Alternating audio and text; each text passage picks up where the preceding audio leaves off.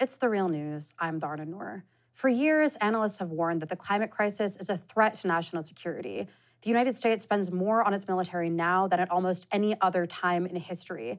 And according to many security experts and the U.S. Department of Defense itself, as climate chaos further exacerbates geopolitical instability, the military could demand even more resources. But as the world's top polluter and top institutional consumer of fossil fuels, the Pentagon also fuels climate change. Today, my two guests and I are going to dig into two new studies that show the extent of that impact.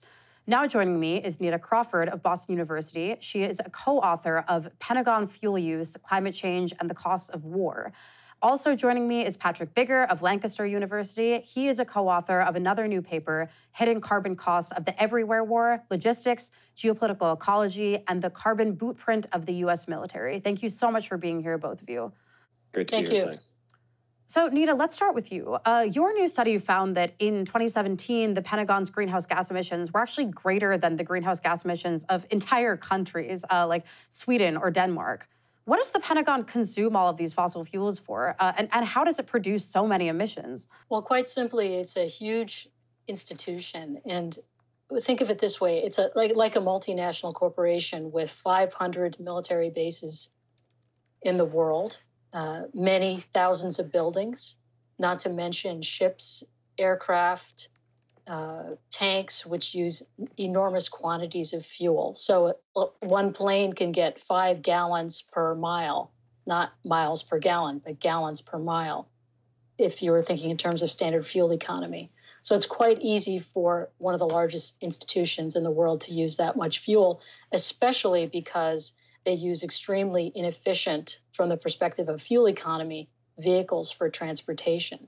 So about 70% of their fuel use is for moving things, planes, people, and about 30% is for installations. And Patrick, your study found that if the U.S. military were a country, again, its fuel usage alone would make it the 47th largest emitter of greenhouse gases in the world. And your team examined the carbon footprint of the vast network of operations on which the military depends, too. Could you talk a little bit about that? Yeah, that's right.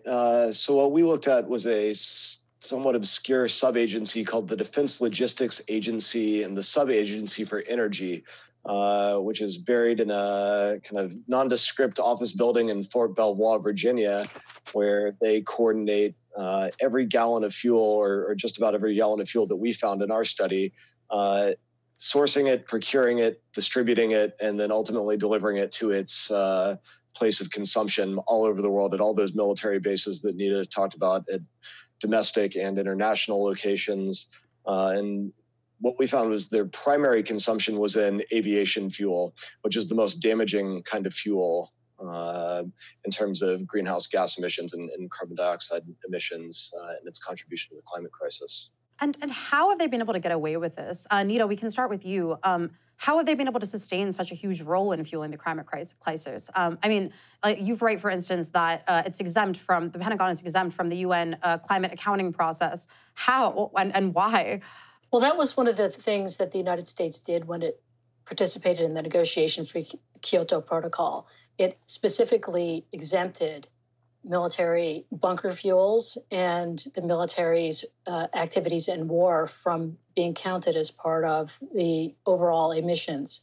That's for every country. No country is required to report those emissions. So it's not unique in that respect, but the U.S. did lead in trying to get those fuels not accounted for. But the second thing here we have to keep in mind is the U.S. doesn't intentionally, through its military activities, produce greenhouse gases in order to make the climate worse. It just does what it does, that is, makes war, occupies countries, trains, and deploys forces all over the world. Right. And as a consequence, this is what it does. And its capacity actually its emissions have been reduced in most recent years. And in part, it's because they don't like being vulnerable to someone who would like to interfere with the transportation of fuel to a war zone.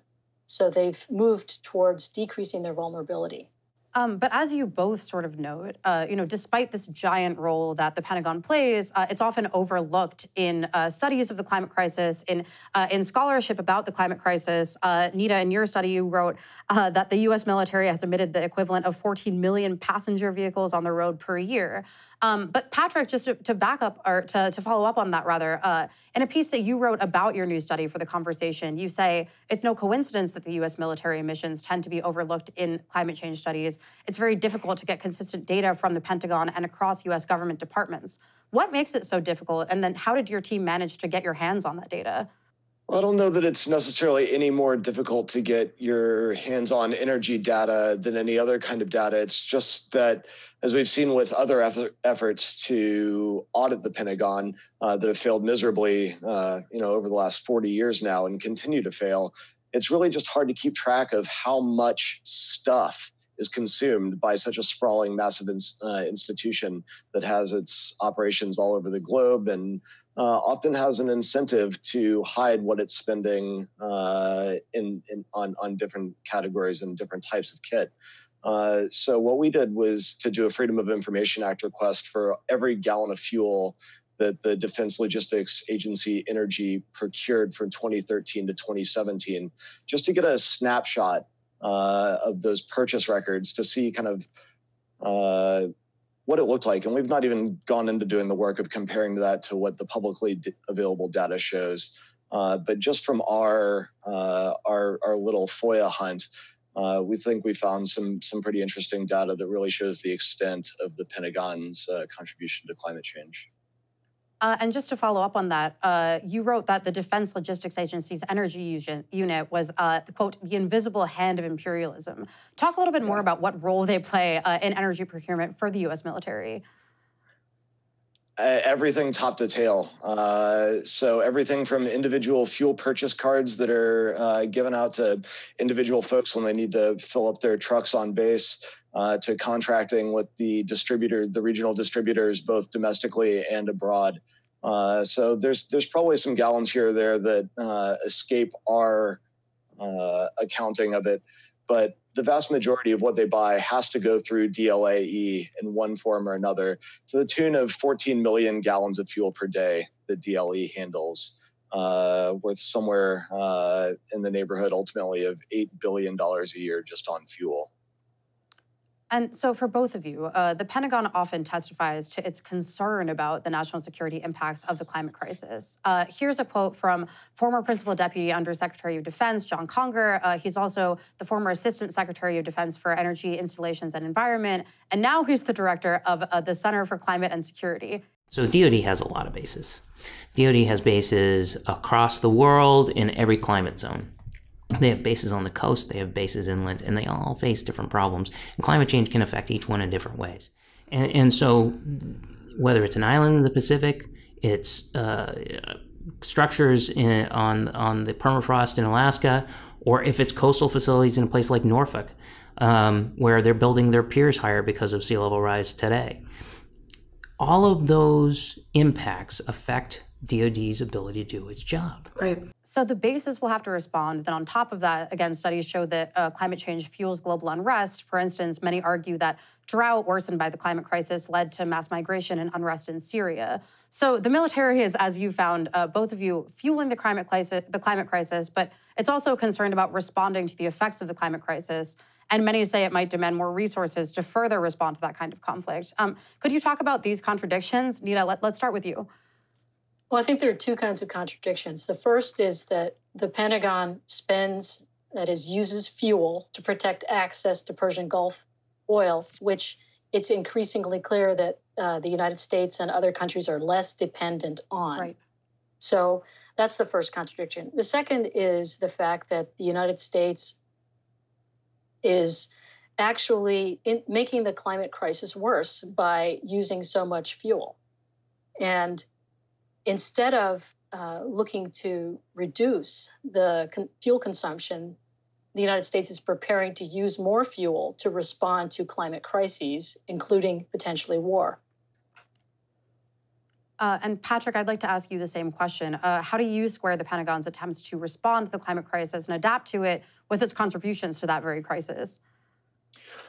Yeah, I think Nita has identified the two key contradictions exactly right there. What I would add that we learned from the course of doing our study was the importance of the entire military supply chain around fuels, and also in terms of securing global fuel trade, which is incredibly important to the U.S. economy, historically as imports, but now increasingly as exports as well. And so the U.S. military plays a fundamental role in ensuring the continued operation of the supply chains that contribute to the climate crisis. As to the second contradiction, the U.S. military's contribution to climate change, I think it's worth remembering that the way that the Pentagon prefers to talk about climate change is as a threat multiplier, right? So it doesn't necessarily produce any new threats, but it will make existing or other emergent threats worse, and then demand presumably further U.S. response. And so this discussion of climate change as a threat multiplier becomes something of a self-fulfilling prophecy when you continue to burn this level of fuel in order to respond to the threats that then will produce new threats. And it kind of is this never-ending cycle. So after doing all this research, what do you both think that climate advocates' response to the military's role in fueling the climate crisis should be? For instance, should we be pushing for the military to become greener and less reliant on fossil fuels? Should we be pushing for demilitarization? Again, Nita, let's start with you. Well, the DoD is already trying to become green. In fact, the Marines have a little unit which they characterize their activities as green, GREEN. Sure.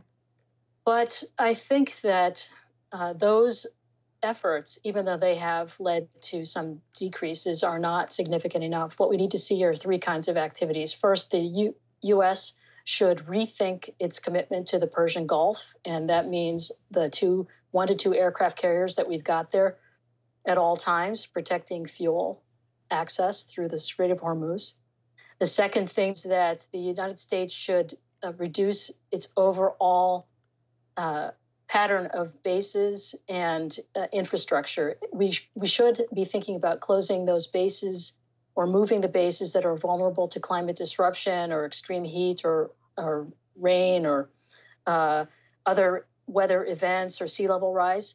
But some of those bases should be permanently closed because they can be, and this is the third point, converted to either be producers of green energy like solar or wind, geothermal perhaps, or they could be places where there's increased forestation or reforestation, as the case may be. And if you plant trees in the locations where bases are closed, then you can turn some of these bases into carbon sequestration zones. That'd be very useful. In other words, the entire U.S. military needs to rethink its both force structure and its commitments across the globe.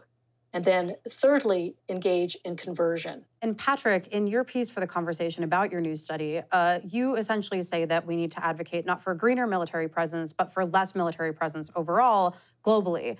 Could you talk a little bit about what your conclusions were that you drew from your research? Yeah, absolutely. So in previous work that I've done with one of my co-authors, we looked at the U.S. military's biofuel program, which was running from about 2007 to 2016, 17.